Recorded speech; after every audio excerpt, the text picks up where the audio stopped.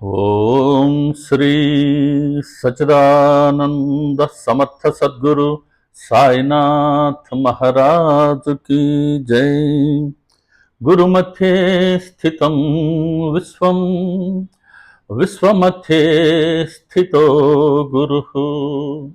గురుర్విశ్వం న చాన్యోస్తి తస్మై శ్రీ గురవే నమః. తస్మై శ్రీ గురవే నమః. సదా నింబవృక్షస్య మూలాధివాస సుధాస్రావిణం తీక్తమప్యాప్రియంతం తరుణ్ కల్పవృక్షాధికం సాధయంతం నమామీశ్వరం సద్గురుం సాయినాథం. నమామీశ్వరం సద్గురుం సాయినాథం. నమామీశ్వరం సద్గురుం సాయినాథం.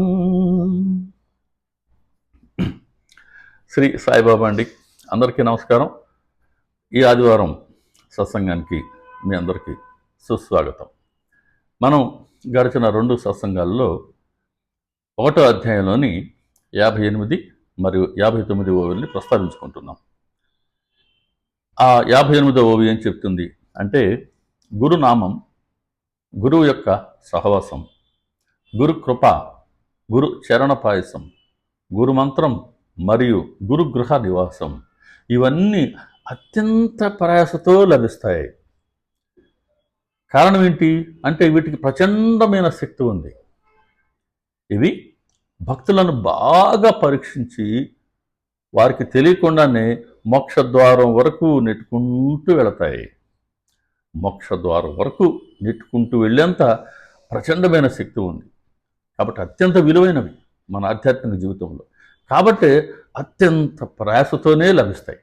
అత్యంత విలువైన వస్తువు మనకు విరివిగా దొరకదు, చాలా కొద్దిగా మాత్రమే దొరుకుతుంది.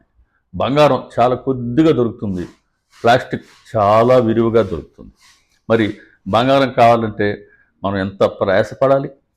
అలాగే ఈ గురుకృపను మనం పొందాలని అంటే, మోక్షద్వారం వరకు నెట్టుకుంటూ వెళ్ళగలిగే ఈ సాధనాలు మనం సంతరించుకోవాలి అని అంటే మరి ఎంత ప్రయాసతో ఉండాలి. గురునామం చెప్పుకున్నాం గడిచిన 2 సత్సంగాల్లో. ఆ నామం పట్ల ముందు మనకు ప్రీతి కలగాలి కదా, ఆ నామంలో మనసు లగ్నం అవ్వాలి కదా. అది ఎప్పుడు సాధ్యమవుతుంది? అభ్యాసంతోనే సాధ్యమవుతుంది. అభ్యాసం చేయాలని అంటే దాని పట్ల మనసు పెట్టాలి, మనసులో ఉండే ఇతర విషయాలని పక్కకు నెట్టివేయాలి.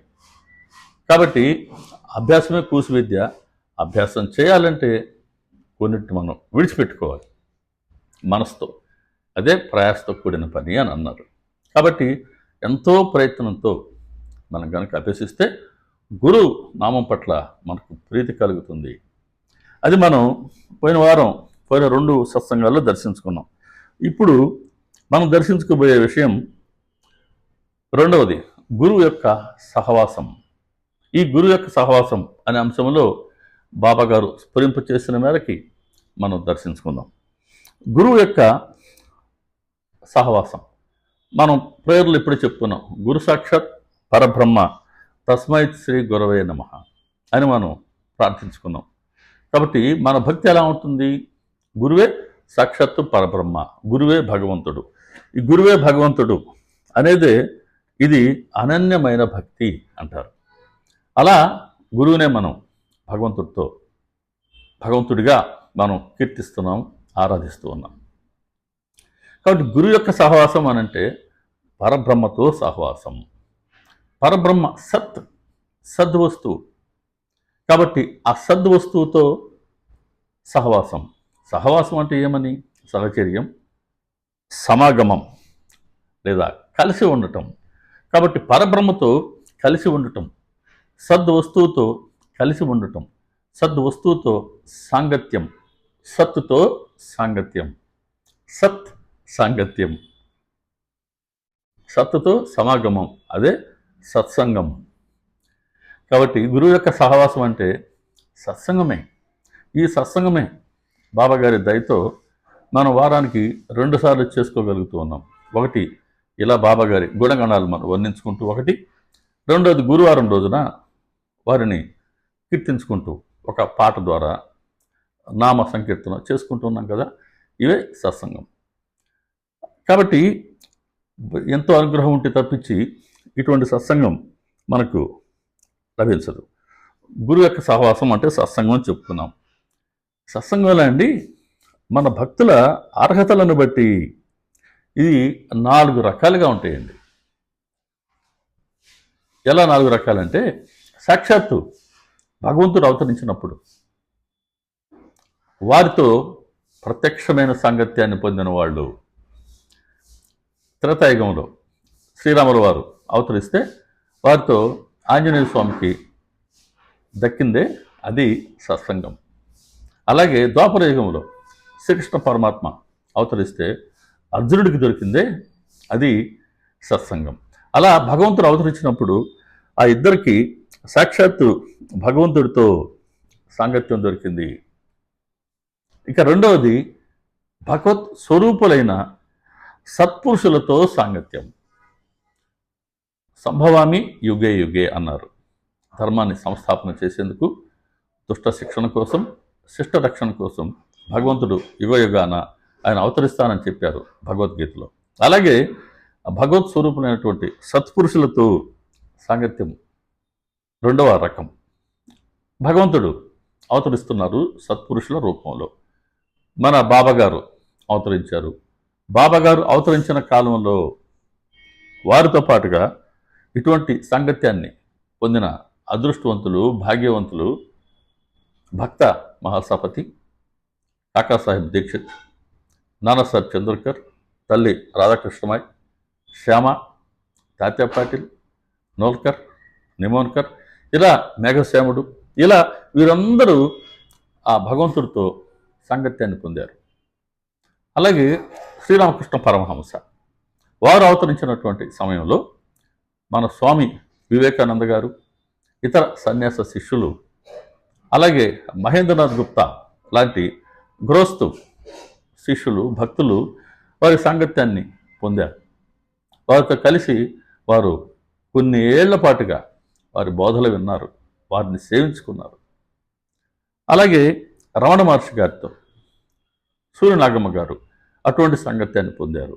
ఇక మన భగవాన్ వెంకటేశ్వర స్వామితో గురవయ్య స్వామి, మాకాని వెంకటరావు గారు ఇలాంటి సాంగత్యాన్నే పొందారు. కాబట్టి వాళ్ళ అర్హతలు చూడండి.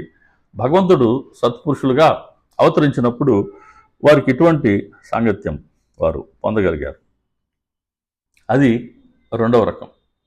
ఇక మూడవ రకం ఏంటంటే, నిజమైనటువంటి సన్యాసులతో లేదా సాధువులతో సాంగత్యం.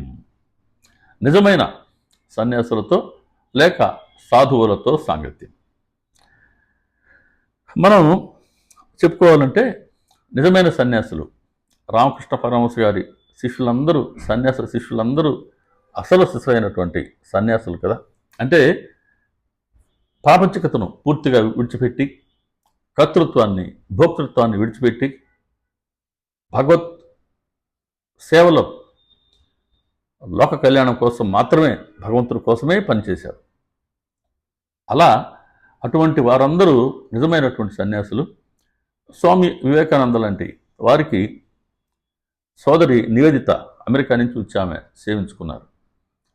కాబట్టి సోదరి నివేదితకి అలాంటి నిజమైన సాధువు సన్యాసి యొక్క సాంగత్యాన్ని పొందగలిగారు. ఎంతో భాగ్యం ఉండాలి, సామాన్యమైనటువంటి విషయం కాదు. తర్వాత నిజమైన సాధువుతో సాంగత్యం. నిజమైన సాధువుని ఈ రోజుల్లో ఎలా మనం దర్శించుకోవాలి? ఎలా మనం దర్శించుకోవాలి? ఒక నిజమైన సాధువుని గుర్తించాలంటే ఎలాగూ? చాలామంది కాషాయ వస్త్రధారణ చేస్తుంటారు, లేదా గడ్డాలు, మీసాలు, జుట్టు పెంచుకుంటూ ఉంటారు, మెడలో మాలలు ధరిస్తూ ఉంటారు. ఆ వేషధారణ చూసి మనం సన్యాసిగా భావించవచ్చునా? దీనికే సచ్చరిత్ర ఒక చక్కటి స్పష్టతనిచ్చింది. అసలైన సాధువు ఎవరు అన్న విషయంలో మన 30వ అధ్యాయంలో సచ్చరిత్రలో 116వ ఓవి. ఎవరి వద్ద ద్వేషానికి తావులేదో, ఎవరి వద్దకు క్రోధం దరి చేరలేదో, ఎవరి వద్ద స్వార్థ దృష్టి లేదో వాళ్ళనే అసలైనటువంటి సాధువులుగా గుర్తించాలి. ఎప్పుడు గుర్తించగలం? కొంతకాలం పాటు మన వాళ్ళని గమనిస్తే, వారితో కలిసి మనం జీవిస్తే అప్పుడు తెలుస్తుంది ఈ లక్షణాలు వీరిలో ఉన్నవా లేదా అని. వారు స్వార్థం ఉందనుకోండి, మనం దూరంగా ఉండటమే మంచిది. దురదృష్టం ఎక్కువ విషయాల్లో ఎక్కువ మందిలో మనం చివరికి అటువంటి స్వార్థాన్ని చూస్తూ ఉన్నాం. కాబట్టి అసలు ఎవరిని నమ్మాలో ఎవరిని నమ్మకూడదో తెలియని పరిస్థితి అయితే వచ్చేసింది. కాబట్టి నిజమైనటువంటి సాధువుని గుర్తించడం ఈ ఈ రోజుల్లో చాలా కష్టమైన పని. అందుకే ఇలా గుర్తించగలగాలి అని అంటే దానికి ఒక ఆధ్యాత్మిక అర్హత ఉండాలి. ఇటువంటి అర్హతతో అనేక మంది సాధువులను గుర్తించి ప్రపంచానికి అంటే మనకు అందించినటువంటి ఒక పవిత్ర ఆత్మ ఉన్నారు, కీర్తిశేషులు ఎక్కిరాల భరద్వాజ మాస్టర్ గారు. వారు గుర్తించగలిగారు భగవాన్ వెంకటేశ్వర స్వామిని వీరు అవధూత అని. అలాగే చీరాల స్వామిని గుర్తించారు, చెవటం అమ్మని గుర్తించారు. అలా అనేక మంది మహాత్ములను ఆయన గుర్తించి, ఇదిగో వీరందరూ మహాత్ములు అని గ్రంథ రూపంలో మనందరికీ ఆయన అందించారు. మనం వారిని దర్శించుకున్న భక్తులు ఆ రోజులో ఉన్నారు. మనం ఇప్పుడు వారి సమాధుల్ని దర్శించుకుంటూ ఉన్నాం, వారి చరిత్రల్ని శ్రవణం చేస్తున్నాం అని అంటే అది మాస్టర్ గారి సేవకి అది గుర్తు. వాడు సదా మనలాంటి వాళ్ళం అందరం సదా మాస్టర్ గారికి రుణగ్రస్తులం. అందుకే ఆయన మహాత్ములతో సాయిక బేట అని అనిపించుకున్నారు. ఇప్పుడు మనం చెప్పుకున్నటువంటి 3 అర్హతలు, భగవంతుడు అవతరించినప్పుడు ప్రత్యక్షంగా వారితో సాంగత్యం, లేదా భగవంతుడు ఇదిగో బాబా గారుగానో రామకృష్ణ పరమహంస గానో ఇతర భగవత్ స్వరూపులుగా మహాత్ములుగా అవతరించినప్పుడు వారితో సాంగత్యం ఇంట్లో ఉండగలగటమో, లేదా అసలైన సాధువులతో సన్యాసులతో మనం సాంగత్యం పొందటమో చాలా అత్యంత అరుదైనటువంటి అర్హతలు. ఇక 4వది మనకు అనువైనటువంటిది ఏంటి అని అంటే సద్గ్రంథంతో సాంగత్యం. సద్గ్రంథంతో సాంగత్యం. ఇక్కడ గ్రంథంతో సాంగత్యం అనలేదు. గ్రంథం సద్గ్రంథం రెంటికి చాలా తేడా ఉంది. సపోజ్ గ్రంథం తీసుకుందాం. నాకు మిత్రుడు ఘంటసాల గారి జీవిత చరిత్రని పెద్ద గ్రంథం దాన్ని ఇచ్చారు, చదవమన్నారు. సరే, ఆఫ్టర్ రిటైర్మెంట్ చదువుతాను అనుకున్నాను. ఒకవేళ నేను కనుక దాన్ని చదివితే ఆ గ్రంథంలో ఘంటసాల వెంకటేశ్వరరావు గారి బాల్యం, వారి కుటుంబ చరిత్ర, వారి విద్యాభ్యాసం, వారు ఎలా ఈరోజు మనం వారిని స్మరించుకునే స్థితికి వారు ఎదిగారు అనే విషయాన్ని, అంటే గ్రంథంలో ఏదైతే విషయం ఉందో ఆ విషయాన్ని మనం తెలుసుకుంటాం. అది గ్రంథం. ఇక్కడ మనం సద్గ్రంథంతో సహవాసం అని చెప్పుకున్నాం, సాంగత్యం అని చెప్పుకున్నాం. సద్గ్రంథం కనుక మనం చదివితే సద్గ్రంథం మనలో ఏదైతే ఉందో దీన్ని మనకు తెలియచేస్తుంది. ఎంత తేడా ఉందో చూశారు కదా. గ్రంథం అయితే గ్రంథంలో ఉన్న విషయాన్ని మనకు తెలియజేస్తుంది. సద్గ్రంథం అయితే మనలో ఉన్న విషయాన్ని మనకే దర్శింపచేస్తుంది. మనలో ఏముంది? అందరిలోనూ ఉన్నది భగవంతుడే, పరమాత్మే.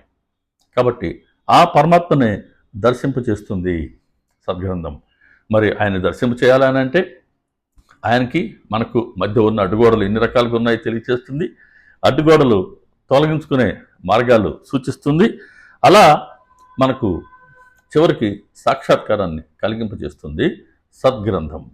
కాబట్టి ఇటువంటి సద్గ్రంథంతో సాంగత్యం అదే మనందరికీ, మనలాంటి సామాన్యులకు గృహస్థులకు అనువైనటువంటిది. అందుకే చాలామంది, కోట్లాది మంది నిత్య పారాయణ చేస్తుంటారు. ఎంత భాగ్యమో అటువంటి అర్హతని పొందగలగటం.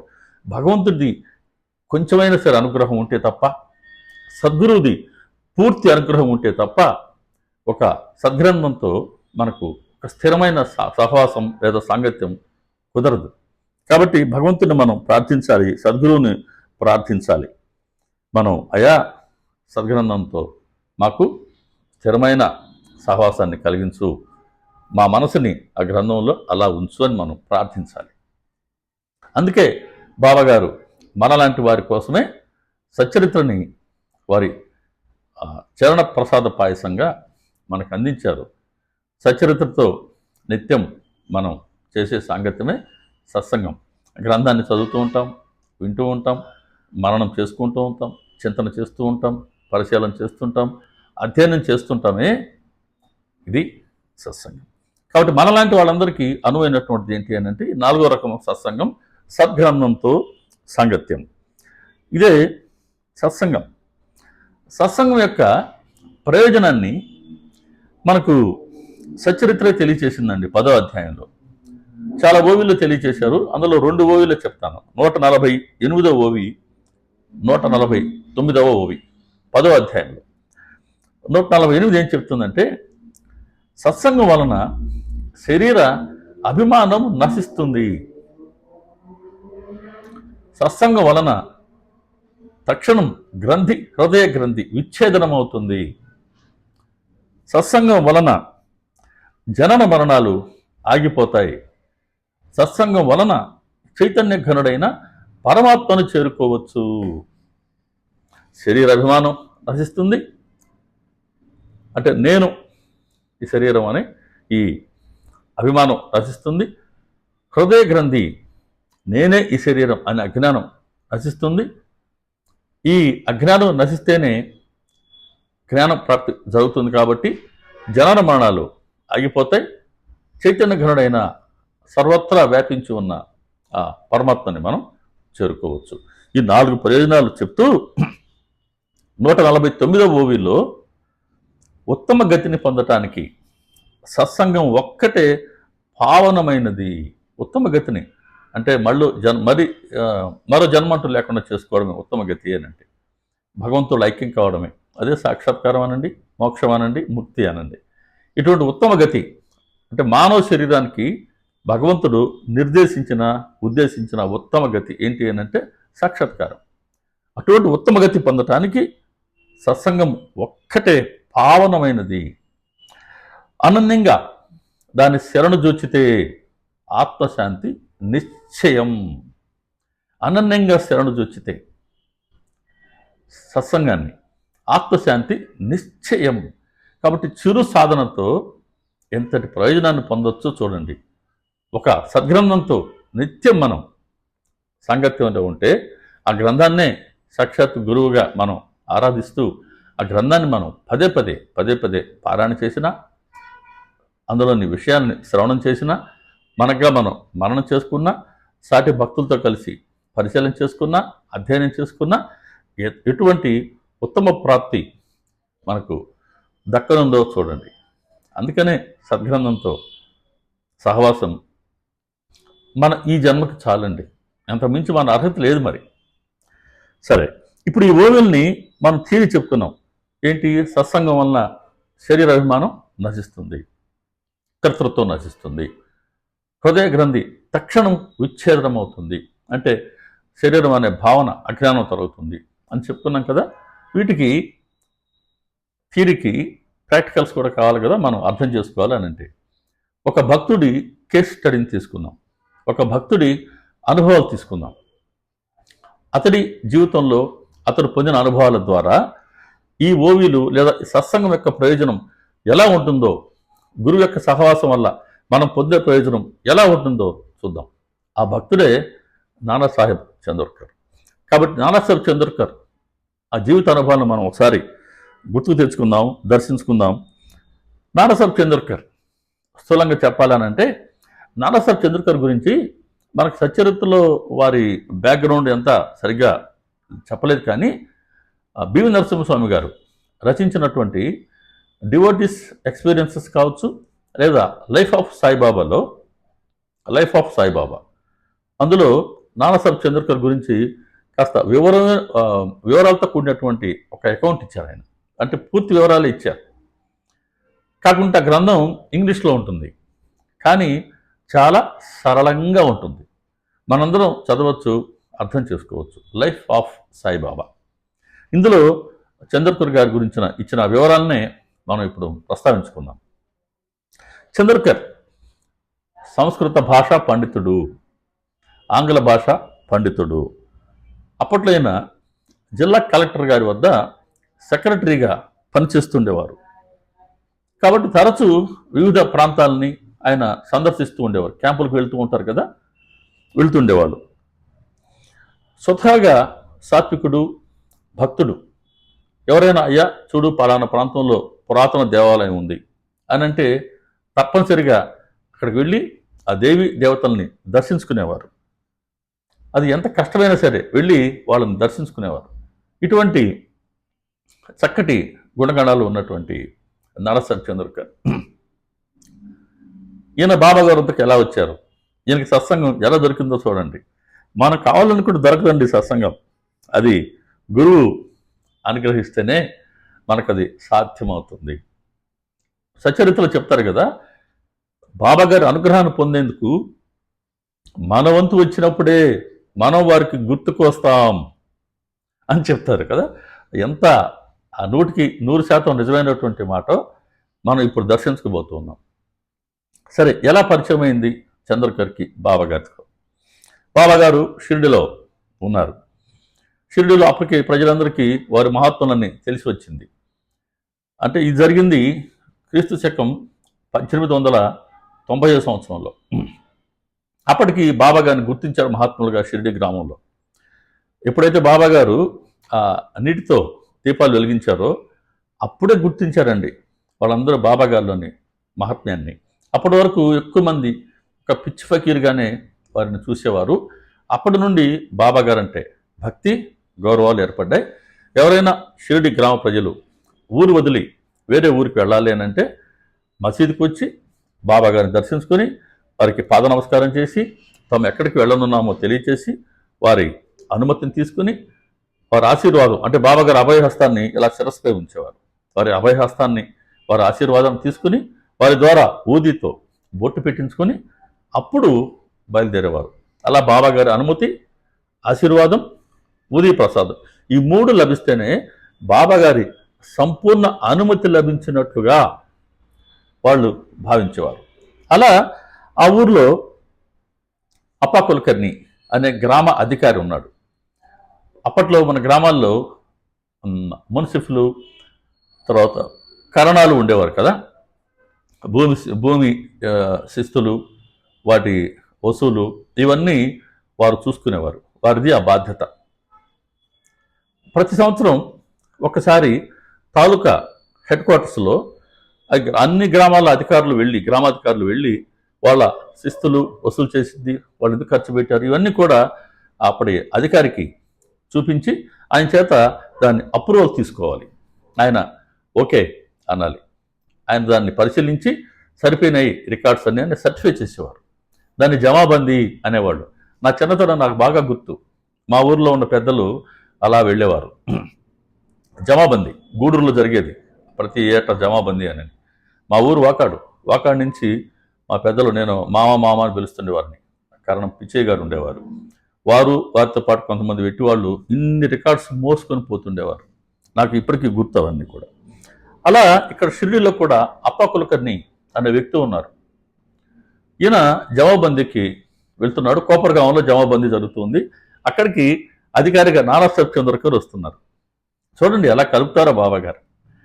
మరి ఈయన కోపర్గాం వెళ్ళాలని అంటే బాబాగారు అనుమతి కావాలి కదా. బాబాగారి దగ్గరకు వచ్చారు. బాబా ఇలా జమాబందీ ఉంది, కోపర్గాం వెళ్తున్నాను బాబా. సరే వెళ్ళిరా అని ఆశీర్వదించారు, అనుమతినిచ్చారు, ఊది ప్రసాదం ఇచ్చారు. బాబా ఏం చెప్పారంటే, అక్కడ నానా ఉంటాడు, వాడిని నేను రమ్మన్నానని చెప్పు. నానాసాహెబ్ చంద్రకర్ కూడా అనలేదు, అక్కడ నానా ఉంటాడు, వాడిని, ఎంత అధికారికత, వాడిని నేను రమ్మన్నాను అని చెప్పు. ఇంత అధికారికత ఎవరికి వస్తుందండి? నా వరకు నేను గమనించుకుంటే చిన్నతనంలో మా టీచర్స్ ఉంటారు ఎలిమెంటరీ స్కూల్, మా నాన్నగారే ఎలిమెంటరీ స్కూల్ ఇన్సిడెంట్లుగా. హై స్కూల్లో చాలామంది టీచర్స్ ఉన్నారు. వాళ్ళు ఒరే అని పిలుస్తారు ప్రేమగా, ఇప్పటికైనా కూడా. ఎందుకు పిలవరు? లెక్చరర్స్ మళ్ళీ పిలవలేరు, కానీ ఉపాధ్యాయులకు మాత్రమే ఆ అధికారం లభిస్తుంది. వాళ్ళతో మనకున్న బంధం అటువంటిది. ఏ రుణానుబంధం లేకపోతే టీచర్గా స్టూడెంట్గా మన జీవితాల్లో పరిచయం కాం. అంతటి పవిత్రమైన వృత్తి అధ్యాపక వృత్తి.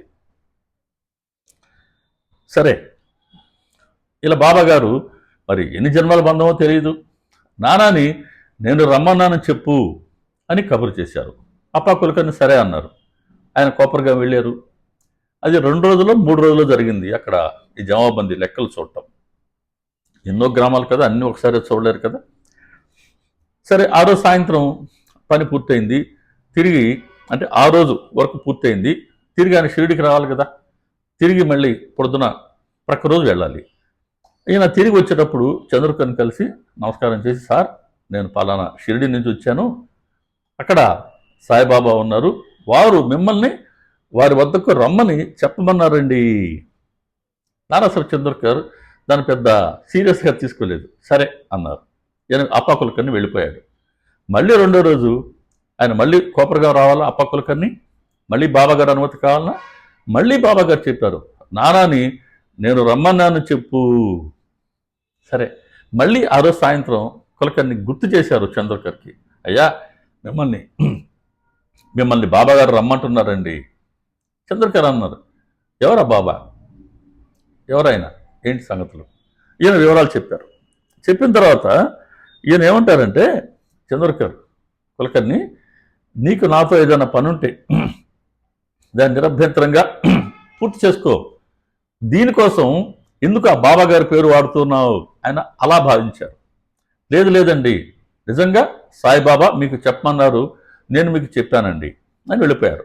తిరిగి 3వ రోజు ఇదే మాదిరి బాబా గారు చెప్పారు, నానాని రమ్మన్నానని చెప్పు. 3వసారి మాత్రం చంద్రకర్ ఆలోచించాడు. వారు 3 సార్లు చెప్పారు అని అంటే, సరే నేను తప్పకుండా వారి దర్శనానికి వస్తాను అని చెప్పారు. ఆయన షిరిడికి బాబాగారి దర్శనార్థం వచ్చారు. బాబాగారి ఆ పని విధానాన్ని చూడండి. దీన్ని మిషన్ అంటాం, మెకానిజం అంటాం. వారి మిషన్ ఎట్లా ఉంటుందంటే, తొలిసారి అంటే బాబాగారే రప్పించుకుంటారు మన ఎవరినైనా సరే, మనంతగా మనం ఎవరో వెళ్ళలేం. మా మిత్రుడు ఒకసారి ఒక సత్సంగంలో పాట పాడాడు, విజయవాడ వరప్రసాద్ అని చక్కటి కీర్తనకారుడు. వెళ్ళాలనుకున్నా నువ్వు వెళ్ళలేవు షిరిడీకి, సాయి పిలుపు రానిదే, సాయి దయ లేనిదే, వెళ్ళాలనుకున్నా నువ్వు వెళ్ళలేవు షిరిడీకి అనే పాట పాడాడు. నిజమే కదా, మనం వెళ్ళాలి అనుకుంటూ వెళ్ళలేం. ఇప్పుడు మన అనుభవం అదే వస్తుంది కదా. కానీ బాబాగారు దయ కలిగిందా, వారి పిలుపు వచ్చిందా, ఏది ఆపదక మనం వారి దర్శనార్థం షిరిడికి వెళ్ళిపోతాం. అలా ఆయన పిలిపించుకుంటేనే చంద్రకర్ కూడా వారి దర్శనానికి వస్తున్నారు. బాబాగారి ప్రత్యేకమైనటువంటి ఆ మిషన్ ఎలా ఉంటుందంటే, తొలిసారి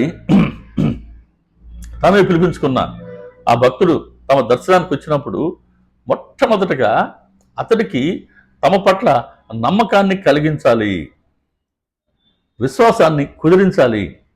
క్రమక్రమంగా అనుభవాల ద్వారా అతడి మనసులో బాబాగారు క్రమక్రమంగా ఆయన ప్రవేశించి చివరికి ఆయా భక్తులని తమ పాదాల వద్ద స్థిరపరచుకునేవారు.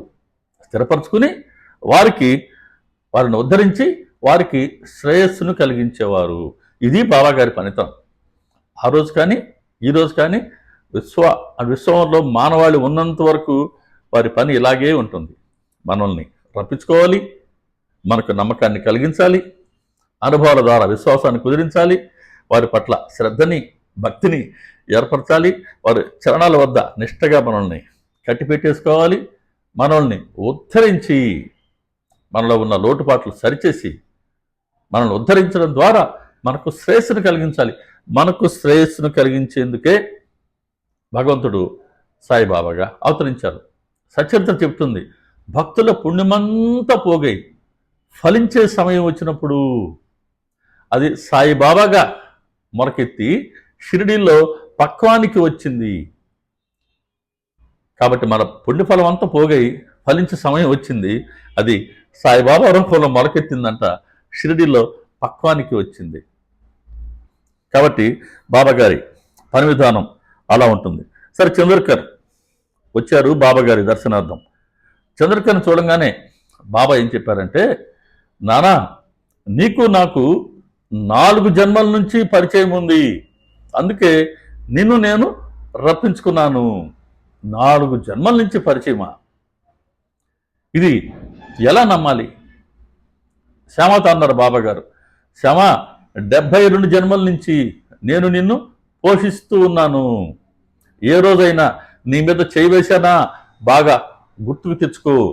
36వ అధ్యాయం సచ్చరిత్రలో. అలాగే ఆ పురంధరే ఆ దురంధరే భక్తుడు బాబా దర్శనానికి వచ్చినప్పుడు ఆయనతో అన్నారు బాబా గారు, మనది 60 తరాల అనుబంధం.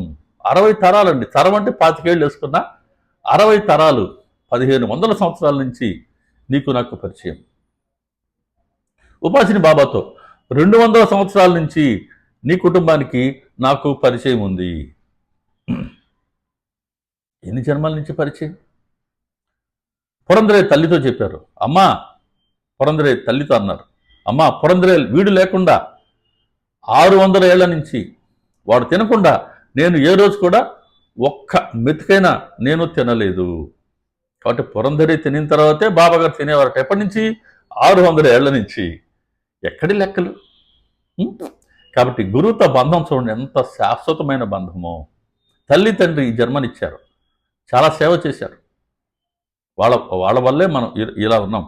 కానీ తల్లిదండ్రులు వెళ్ళిపోయాక ఇక మనకి వాళ్ళకి ఎలాగూ సంబంధం ఉండదు. మన తర్వాత మన పిల్లలైనా అంతే, భార్యాభర్త అయినా అంతే, బంధువులైనా అంతే, స్నేహితులైనా అంతే, ఎవరైనా అంతే. కానీ గురువుతో మాత్రం చూడండి, 60 తరాలు అన్నారు, 600 ఏళ్ళు అన్నారు, 200 ఏళ్ళు అన్నారు, 4 జన్మల నుంచి నీకు నాకు పరిచయం అన్నారు, 72 జన్మల నుంచి నేను పోషిస్తున్నాను అన్నారు. బాబాగారా ఊరికే ఏ మాట చెప్పరు. బాబాగారి మాటలు అర్ధభరితం, బాబాగారి మాటలు వాస్తవం, అక్షరమైన వృధా కావు. ఈ మసీదులో కూర్చొని నేను నిజమే చెప్తాను, అసత్యం చెప్పనమ్మా. రాధాకృష్ణబాయితో, రాధాకృష్ణబాయి కాదు, రాధాకృష్ణబాయి. ఆమె మన 18-19 అధ్యాయాల్లో వస్తారే, మద్దనుగ్రహం అనే అధ్యాయాల్లో ఆవిడతో చెప్పారు బాబా, అమ్మ నేను మసీదులో కూర్చొని నేను నిజమే చెప్తాను, నేను అబద్ధం చెప్పను. కాబట్టి అబద్ధం చెప్పరాయన. కాకుంటే ఇప్పుడు చంద్రకళతో 4 జన్మల నుంచి నీకు నాకు పరిచయం ఉంది నాన్న, అందుకోసమే నిన్ను పిలిపించాను అన్నారు. సరే, ఆయన బాబా గారు వద్ద కాసేపు కూర్చున్నారు. అక్కడ భక్తులు బాబా గారి గురించి ఆయనకు తెలియచేశారు. సరే, బాబా చెప్పారు, తరచూ వస్తూ ఉండు అని చెప్పారు. ఈయన వెళ్ళిపోయారు. ఇంక ఇప్పుడు బాబా గారి మిషన్ పనిచేయాలి కదా, చంద్రకళకి నమ్మకం కలిగించాలి కదా, ఆయన కూడా విశ్వాసాన్ని కుదిరించాలి కదా. చూడండి ఎంత అద్భుతంగా ఉంటుందో బాబాగారి లీల. బాబాగారు సర్వసమర్థులు, సర్వవ్యాపి, సర్వాంతర్యామి, సర్వజ్ఞులు, సర్వసమర్థులు.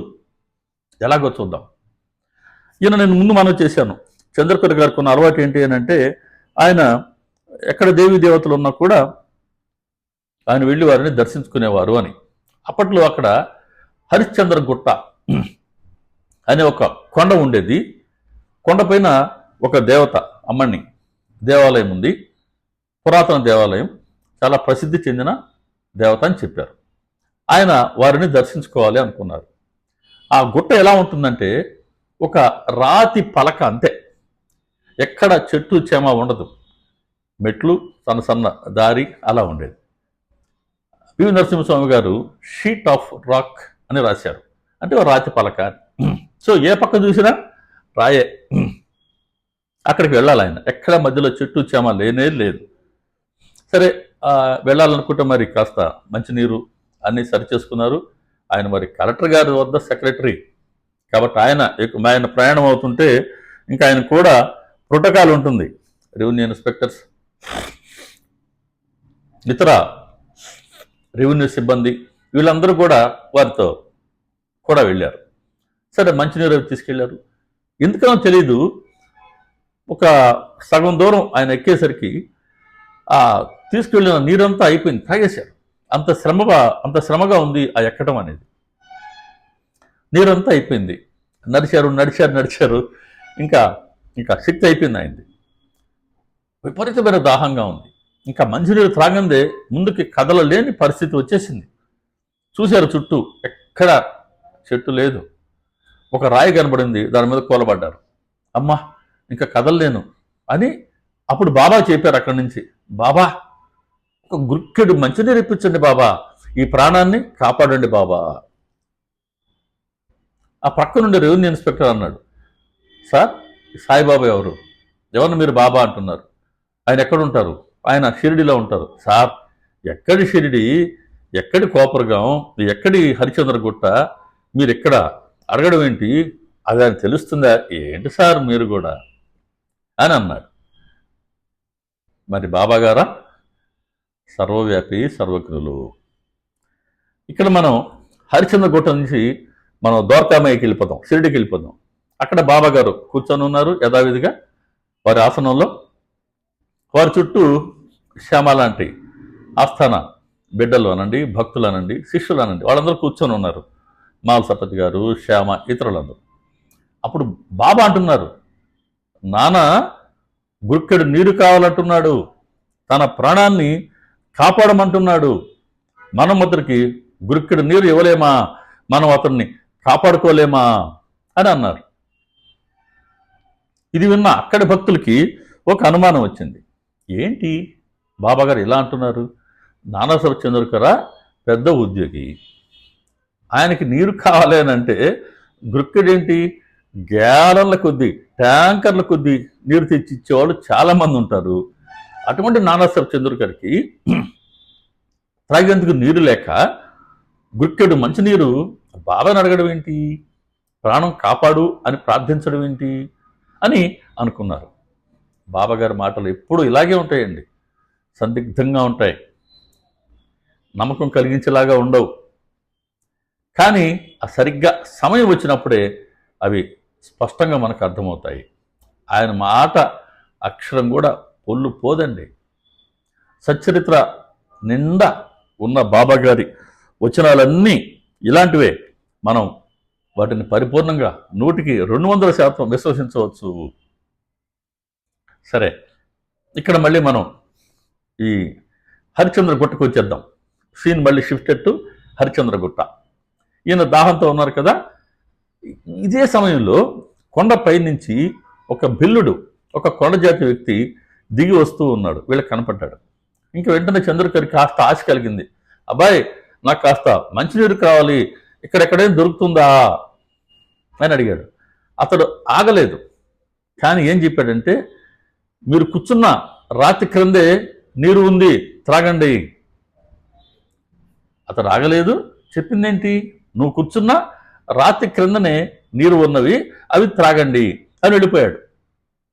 ఈ పక్క నుండి రెవెన్యూ ఇన్స్పెక్టర్ అంటున్నాడు, సార్ మీరు అతను అడగడం ఏంటి సార్ అని. అదే నువ్వు భలేవాడివయ్యా, అడిగాను, ఇప్పుడు చెప్పాడు కదా రాతి క్రింద నీరు ఉన్నాయని, చూద్దామని ఆ రాతిని కదిలించమన్నాడు చంద్రకర్. వాళ్ళు రాతిని కాస్త కష్టపడి కదిలిచ్చారు. ఆశ్చర్యం అండి, తిరగల రాయిలాగా ఆ పై రాయి కింద ఇంకో రాయి ఉందండి. ఈ రాయి తొలగించగానే కింద రాయిలో చిన్న గుంట ఉంది, చలపంటం చిన్న గుంట ఉంది. ఆ గుంటలో నీరు ఉన్నవి. ఎంత ఉన్నాయి? ఒక గుక్కెడు మాత్రమే ఉన్నవి. చంద్రకర్ ఎన్ని అడిగారు? ఒక గుక్కెడు నీరు ఇవ్వండి బాబా అన్నారు. బాబా ఎంత ఇస్తున్నారు? ఆ గుక్కెడే ఇస్తున్నారు. ఇది బాబాగారు సమర్థులు. బాబాగారు ఏదైనా కోరుకునేటప్పుడు సుమా చాలా జాగ్రత్తగా ఉండండి. మీ మనసులో ఏం కావాలో అని అనుకున్నారు, దాన్నే కోరుకోండి, మొహమాట పడద్దు. కారణం ఏంటి? మనం ఎంత అడిగామో ఆయన అంతే ఇస్తున్నారు. అర్థమైంది కదా? కాబట్టి బాబాగారిని కోరుకోవడం కూడా అదొక సాధనే, అదొక పరీక్ష. ఇప్పుడు ఈయన గుక్కెడు నీరు అడిగారు, ఆ గుక్కెడు నీరు అందులో ఉండింది, దాన్ని త్రాగారు, ప్రాణం నిలబడింది, కొండ ఎక్కారు, అమ్మని దర్శించుకున్నారు, దిగి వెళ్ళిపోయారు. తర్వాత కొంతకాలానికి షిరిడి వచ్చారు.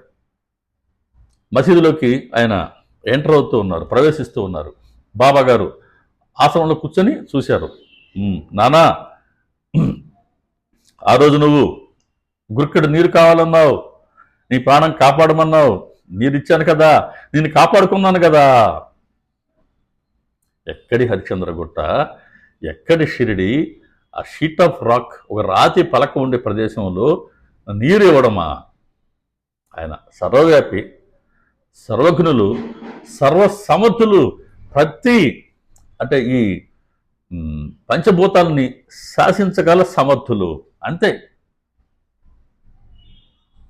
అప్పుడు అర్థమైంది బాబా గారి ఆ చుట్టూ కూర్చున్న అప్పటి భక్తులు ఉన్నారే, శ్యామ, మాల్సపతి లాంటి వాళ్ళు. ఓ, ఆ రోజు బాబా గారు అనింది ఇందుకా అని చంద్రకని అడిగారు. ఏం జరిగిందండి ఏంటి అని. ఆయన మొత్తం చెప్పారు. ఆహా, అటైతే ఆ రోజు మేము ఎక్కడ కూర్చో ఉన్నాం, బాబా గారు ఇలాగే అన్నారండి. ఆహా, బాబా గారు మీకు మంచినీరు ఇచ్చారా, మిమ్మల్ని కాపాడుకున్నారా?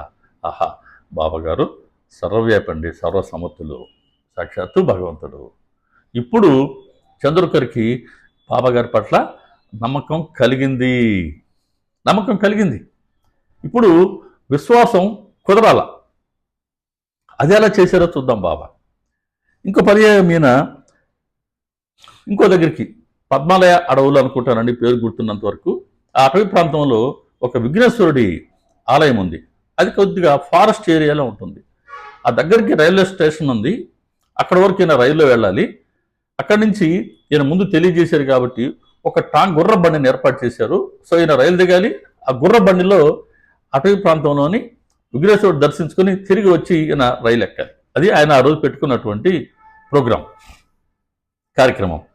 సరే, రైలు బాగా లేట్ అయింది. ఆ రోజు బాగా చీకటి పడుతూ ఉంది. ఇంకా గుర్ర బండి వాడు చూసి చూసి చూసి ఇంకా రైలు రాదులే అనుకుని వాడు వెళ్ళిపోయాడు. వాడు వెళ్ళిపోయినాక రైలు వచ్చింది. దిగాడు.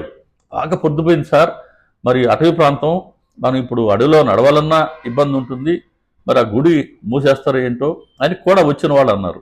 లేదు లేదు, మనం అనుకున్నాక వారిని మనం దర్శించుకొని తీరవలసిందే, పోదాం పండి అని నడక సాగించారు. నడుస్తున్నారు నడుస్తున్నారు నడుస్తున్నారు. వెనక అలసట వచ్చింది. అప్పుడు బాబాగారు చెప్పుకున్నారు, ఈయన, బాబా కాస్త మంచి టీ ఇప్పించండి బాబా. టీ, మనం కాఫీ టీ తాగుతాం కదా, టీ ఇప్పించండి బాబా అని మనసులో కోరుకున్నాడు బాబా గారిని చంద్రకర్. చూడండి భక్తులు ఎలాంటి పరీక్షలు పెడతారో గురువుకి.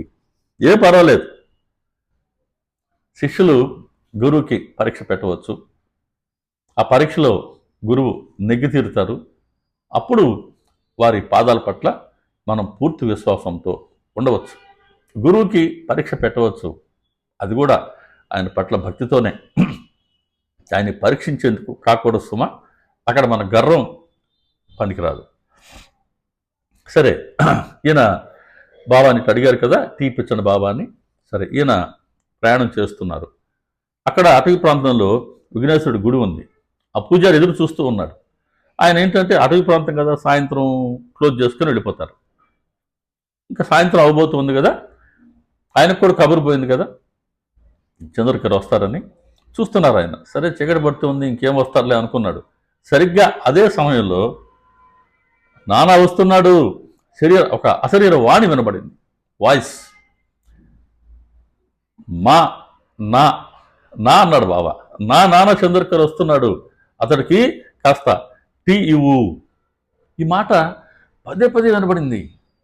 ఆహా, ఇది బాబాగారి వాయిస్ లాగే ఉంది అని అనుకున్నాడు. టీ తయారు చేశాడు, రెడీగా పెట్టుకున్నాడు. ఇంకా దూరంగా మనుషులు వస్తున్నారు. అలికిడైన దానికి పూజారి అడిచాడు గట్టిగా, మీలో నాన్న చంద్రకర్ ఉన్నాడండి, మీలో నాన్న చంద్రకర్ ఉన్నాడా అండి, నానా మీరు వస్తున్నారా అంటే, అవునండి నేను వస్తున్నాను నాన్న చంద్రకర్ని. సరే, వచ్చారు, దర్శించుకున్నారు. ఆయన టీ ఇచ్చాడు. ఇప్పుడు విస్తుపోయాడు చంద్రకర్. అయ్యా, టీ ఇస్తున్నారేంటి? నాకేం తెలుసండి, నాకు బాబా చెప్పారు. ఏమండి, సెల్ ఫోన్ ఉందా, వీడియో కాల్ ఉందా, పోనీ పాత రోజుల్లాగా ఏమైనా ఎస్ఎంఎస్ ఉందా, వాట్సాప్ కాలా, వాట్సాప్ మెసేజా, ఏ మెయిలా, ఏమీ లేదండి. ఇప్పుడు చాలా గొప్పగా చెప్పుకుంటాం మనకి ఇవన్నీ ఉన్నాయని. బాబాగారికి ఇవన్నీ అక్కర్లేదు. బాబాగారు తలుచుకుంటే చాలు, ఎక్కడైనా సరే ఏదన్నా సరే ఆయన మనకు ఏర్పాటు చేయగలరు. జాగ్రత్తగా గమనించండి, మనకి ఏది మంచి కలిగిస్తుందో దాన్నే ఏర్పాటు చేస్తారు ఆయన.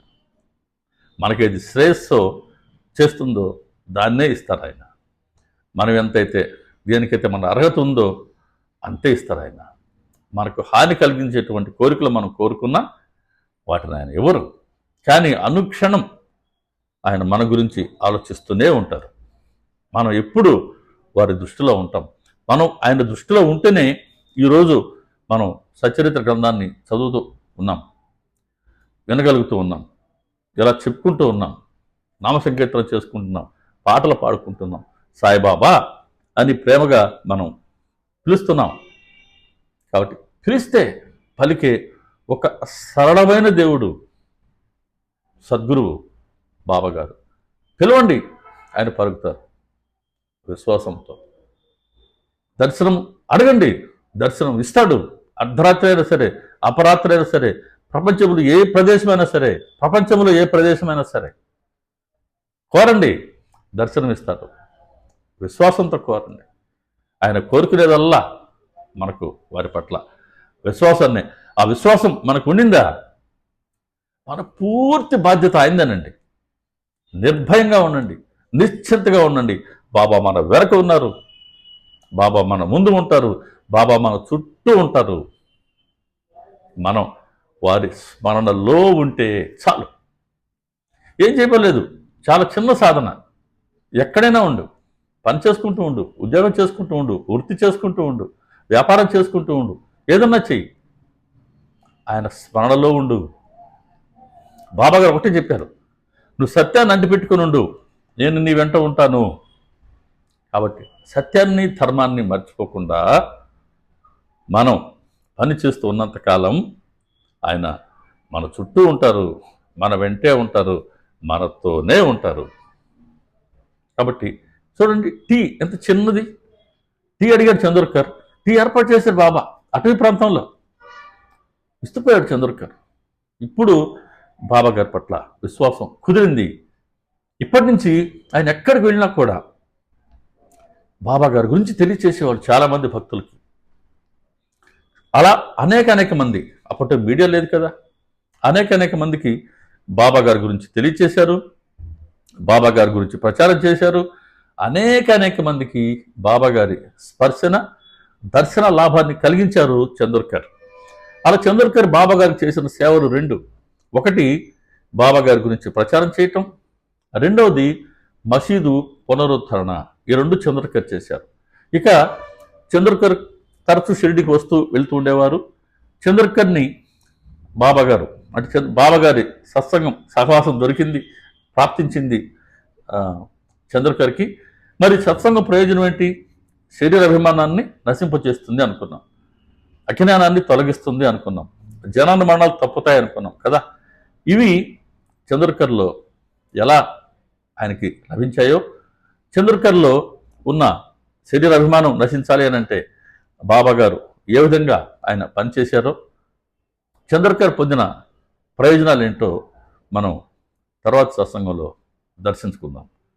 శ్రీ సచిదానంద సమర్థ సద్గురు సాయినాథ్ మహారాజుకి జై. సర్వే జనా సుఖినో భవంతు, లోకా సమస్తా సుఖినో భవంతు, సమస్త సన్మంగళాని భవంతు. ఓం శాంతి శాంతి శాంతి. సర్వం శ్రీ సాయినాథార్పణమస్తు. శుభం భవతు. ఓం తత్సత్. ఇదండి నేటి సత్సంగం. వచ్చే గురువారం మధ్యలో ఇంకా చెప్పాల్సింది ఏంటంటే, ఈరోజు 15 కదండి, 17వ తారీఖున, డిసెంబర్ 17వ తారీఖున మణమ్మ గారి ఆమె బాబాగారిలో ఐక్యమైన రోజు. మణమ్మ గారు అంటే ఎవరైతే మనం చెప్పుకునే ఈ సచరిత్రని రచించారో అమ్మగారి బాబాగారిలో ఐక్యమైన రోజు. సో మంగళవారం రోజు సాయంత్రం ఆఫీస్ నుంచి రాగానే అమ్మగారు చేసిన ఆ సేవని మనం కాస్త సత్సంగ రూపంలో కాసేపు చెప్పుకొని అమ్మగారి పైన ఒక పాటని స్ఫురణిచ్చారు బాబా. ఆ పాటను పాడుకుందాం. సో మంగళవారం రోజు సాయంత్రం తిరిగి సత్సంగంలో కలుసుకుందాం. మన ఛానల్ని ఇతర సాయి భక్తులకి పరిచయం చేయండి. మంగళవారం కలుసుకుందామండి. అందరికీ నమస్కారం. శ్రీ సాయిబాబా.